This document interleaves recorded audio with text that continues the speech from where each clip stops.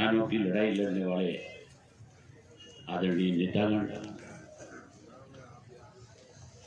और विशेष रूप से आज अलग अलग सारी सरदारियाँ अलग अलग पाल की तरफ से आए हुए सभी सरदारीगण, माताओं, बहनों, पत्रकार, छायाकार दोस्तों,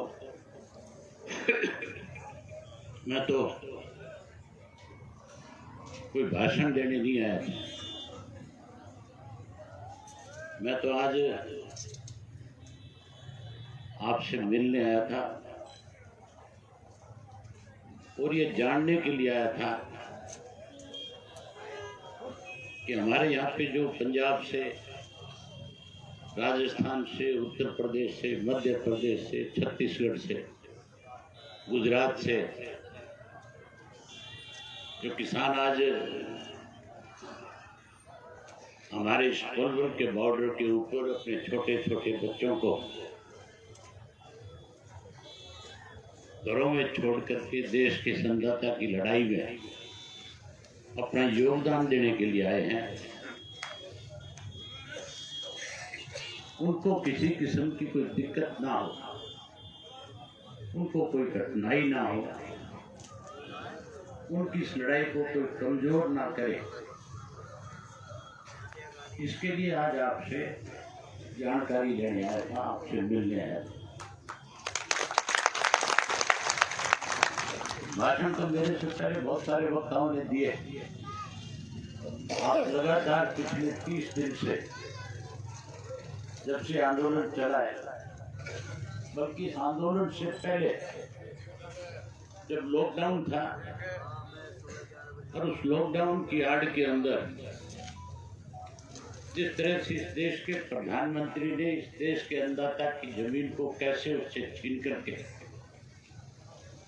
अंबानी अडानी के हवाले कर दिया जाए, इसके जो अध्यादेश बनाए थे, जब इसके लिए उन्होंने एक दस्तावेज जब तैयार किया तभी से उसका विरोध होना शुरू हो गया। जैसे जैसे दस्तावेज पब्लिक हुए, लोगों के बीच में आए, अलग अलग किसान संगठनों ने उनका विरोध करना शुरू कर दिया और न केवल विरोध किया था बल्कि अपने अपने संगठन के साथियों को साथ लेकर के इस देश की गूंगी बहरी मोदी की सरकार को उसका कैसे एहसास कराया जाए, इसके लिए पंजाब के अंदर सबसे पहले पहल हुई और पंजाब के किसान ने जहाँ रास्ते बंद किए वहीं रेल के मार्ग भी बंद कर दिए। जब रेल के मार्ग बंद हुए, जब वहाँ के बॉर्डर सील हो गए, जब वहाँ पे रिलायंस के और के अडानी के जो पंप लगे हुए थे, उन पंपों को बंद कर दिया गया, वहाँ की टोल खत्म कर दी गई। लगातार अखबारों में, रेडियो में, टेलीविजन पे सब जगह हमें ये देखने को मिल रहा था कि अब इस देश का किसान कैसे इन काले कानूनों को वापस कराया जाए, इसके लिए लड़ने का मन बना रहा है। मैं बधाई देता हूं आज आपको कि आज जहां मोदी मन की बात करता है, वहीं आपने एक मन बना लिया, एक फैसला ले लिया कि जब तक ये काले कानून वापिस नहीं होंगे, हम शांत प्रिय तरीके से अपनी इस लड़ाई को जारी रखेंगे, 100% जीतने का काम करेंगे। अभी कुछ साथी कह रहे थे डरने की जरूरत है, तो डरने वाले घर में पैदा ही नहीं हुए। ये तो वो सब सारे के सारे यहाँ पे बैठे हैं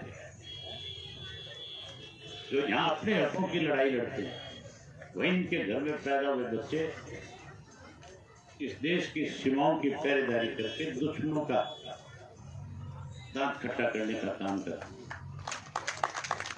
मुझे बड़ी हैरानी थी, पिछले दिनों हरियाणा में एक बाई इलेक्शन हो रहा था और उस बाई इलेक्शन के अंदर बीजेपी की तरफ से गांव गांव में नारे दिए जा रहे थे, जय सिया राम। कोई जय जवान जय किसान नहीं बोल रहा था। हर बीजेपी का व्यक्ति बीजेपी से जुड़ा हुआ केवल एक नारा लगाता था, लोगों को किस तरह से भागना, उस तरीके से भगवान के नाम पर उनका वोट लिया जाए, इसके लिए जय सिया राम का नारा लगा रहा है। इस देश में वो लोग जय सिया राम के नारे लगा रहे हैं जिनके घर में गाय नहीं है, जिनके घर में गाय के लिए रोटी नहीं है। वो हमें ये बात समझाने की कोशिश करते हैं कि हमारे से बड़ा कोई हिंदू नहीं है। हमारी तो परंपरा रही है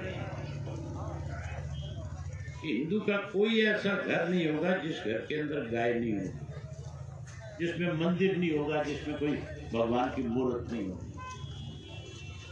वो लोग जय सिया राम के नारे लगाते हैं जिनके घर के अंदर मंदिर भी नहीं है। अगर गलती से मंदिर है तो कोई दिया करने वाले नहीं है कि नहीं है।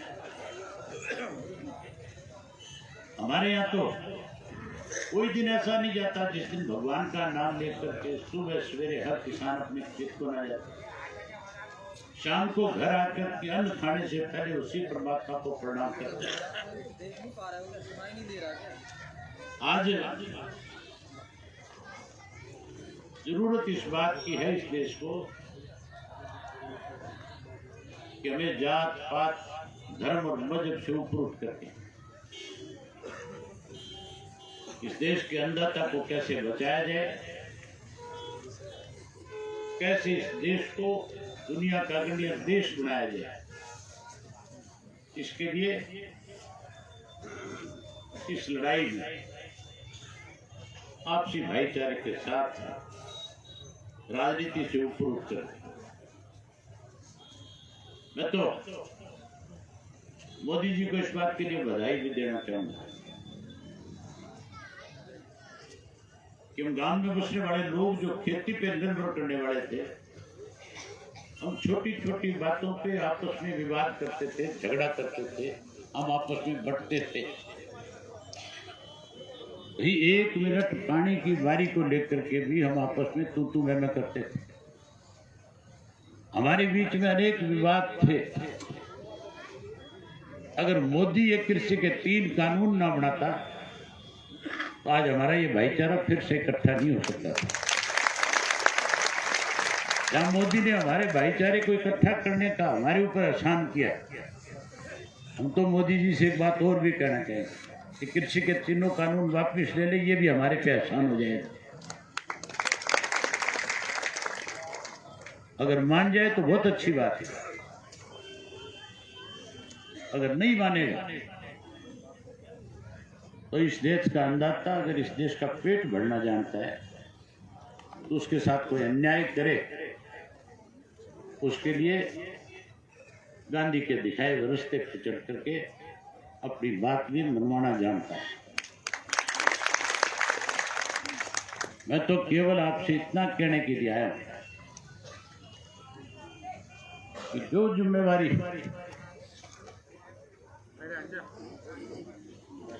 आप हमारी लगाओगे, मैं केवल हरियाणा के लोगों से नहीं, मुझे याद अच्छी तरह से एक बार 2018 के अंदर भी देश का किसान इकट्ठा होकर के देश के प्रधानमंत्री को दिल्ली में जाकर अपनी दिक्कत और कठिनाइयों को उनके सामने रखना चाहता था। मुझे आज तारीख भी याद है, 2018 24 फरवरी को हमारे फरीदाबाद के अंदर जो ये राष्ट्रीय किसान मजदूर महासंघ है, इनके बैनर के नीचे और कोई 1000 की संख्या में किसान इकट्ठा होकर के आए, उनमें माताएं और बहनें भी थी। और उनको जब फरीदाबाद में पहुंचे, बॉर्डर की तरफ बढ़ रहे थे, तो हरियाणा की मनोहर लाल खट्टर की सरकार ने यहाँ के अधिकारियों को आदेश दे करके उनको अनाज मंडी के अंदर इस तरह से ले जाकर के बंद कर दिया था जैसे पता नहीं देश के कितने बड़े गुनाहगार हैं। और मुझे जैसे ही पता लगा, मुझे जैसे ही खबर मिली इस बात की, मैं तुरंत उसी वक्त उनके बीच में पहुंचा। ये साथ हमारे बीमार हो गए थे,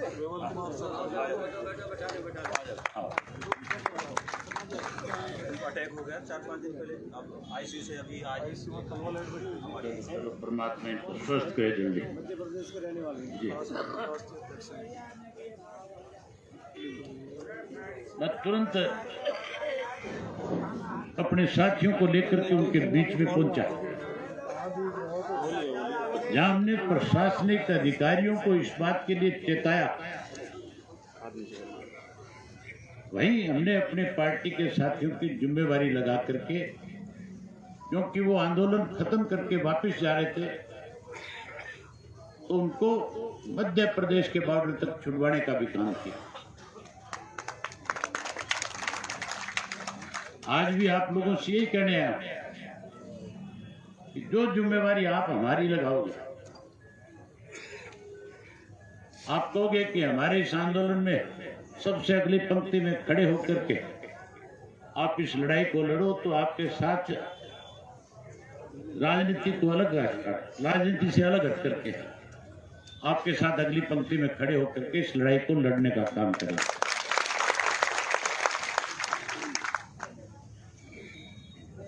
यहां बात हो रही थी कि राजनीतिक चर्चा नहीं होनी चाहिए। इस देश के अंदर ऐसे बहुत से राजनेता हुए जिन्होंने जब किसान को किसी ने अपमानित करने का प्रयास किया तो बड़े से बड़े पद को ठोकर मार करके उन्होंने किसानों के साथ खड़े होकर के उनकी लड़ाई लड़ने का काम किया। मैं आपको एक उदाहरण देना चाहूंगा। हमारे देश के अंदर मोरारजी भाई देसाई की सरकार बनी थी। चौधरी चरण सिंह किसानों के मसीहा थे, एकमात्र नेता थे, और देश के उन दिनों में वित्त मंत्री थे। मोरारजी भाई देसाई के साथ किन्हीं कारणों से टकराव हो गया। सन 1977 की बात है। मोरारजी भाई देसाई ने चौधरी चरण सिंह को बिना कोई नोटिस दिए उनको मंत्री पद से हटा दिया था, बर्खास्त कर दिया था। उस वक्त अनेक किसान लीडर ऐसे थे जो मुख्यमंत्री की कुर्सी पर बैठे थे। चौधरी देवीलाल भी उस वक्त हरियाणा प्रदेश के मुख्यमंत्री थे, और चौधरी देवीलाल ने प्रेस को बुला करके कह दिया था कि हम किसी हमारे किसान नेता का अपमान सरकार करे उसको बर्दाश्त नहीं करेंगे। हम उसके लिए सरकार को फिर से मजबूर करेंगे कि आप किसान को सम्मान दें। इस देश में बदलाव अगर किसी ने लाने का काम किया है तो उस वक्त के टाटा और बिरला ने नहीं, देश के किसान ने इकट्ठा होकर के कांग्रेस के राज को सत्ता से बाहर किया और जनता पार्टी की सरकार बनाई थी। वो किसान की सरकार थी और किसान का अपमान हो रहा था। उसमें चौधरी देवीलाल ने ऐलान कर दिया था कि हम अगस्त 9 को दिल्ली के अंदर बड़ा किसान सम्मेलन करेंगे, और जब तक इस किसान के अपमान का बदला नहीं ले लिया जाएगा तब तक हम इकट्ठे होकर के इस देश की सत्ता को चलने नहीं देंगे। मुझे याद है अच्छी तरह से उस वक्त में मोरारजी भाई देसाई जो देश के प्रधानमंत्री थे, उन्होंने बुला करके कहा चौधरी देवीलाल से कि आप हरियाणा प्रदेश के मुख्यमंत्री हो, जनता पार्टी के नेता हो, और अगर आपने इस रैली में हिस्सा लिया, आपने अगर ये किसानों का जो सम्मेलन बुलाया जा रहा है इसका अगर आप हिस्सा हुए तो आपको मुख्यमंत्री का पद छोड़ना पड़ सकता है। चौधरी देवीलाल ने देश के प्रधानमंत्री के सामने 1 मिनट नहीं लगाई। उन्होंने सीधा कहा कि मैं मुख्यमंत्री पैदा नहीं हुआ था, मैं किसान के घर में पैदा हूं और किसान का कोई अपमान करे, चौधरी देवीलाल उस बात को सहन नहीं करे। आज भी इस देश में उसी किस्म के हालात हैं।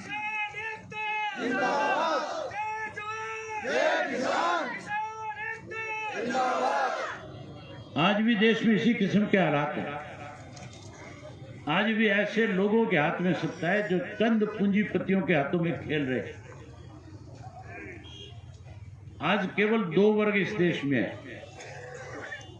एक कमेरा है और एक लुटेरा है। कमेरा वो है इस धरती माँ का सीना चीर करके इस देश के खुद भूखा रह करके देश के लोगों का पेट भरने का काम करता है, जिसे हम अन्नदाता कहते हैं। लुटेरा वो है जो रोज नई कंपनी खड़ी करता है और उन कंपनियों को दिवालिया करके हमारे गाढ़े खून पसीने की कमाई जो है, उस हमारी गाढ़े खून पसीने की कमाई को कर्जे के रूप में लेकर के दिवालिया होकर के खाने का काम करता है। इसके लिए हमें यहां बैठ करके ये बात करने की जरूरत नहीं कि किस जाति का किस धर्म का है, इसका कौन सा मजहब है। यहां तो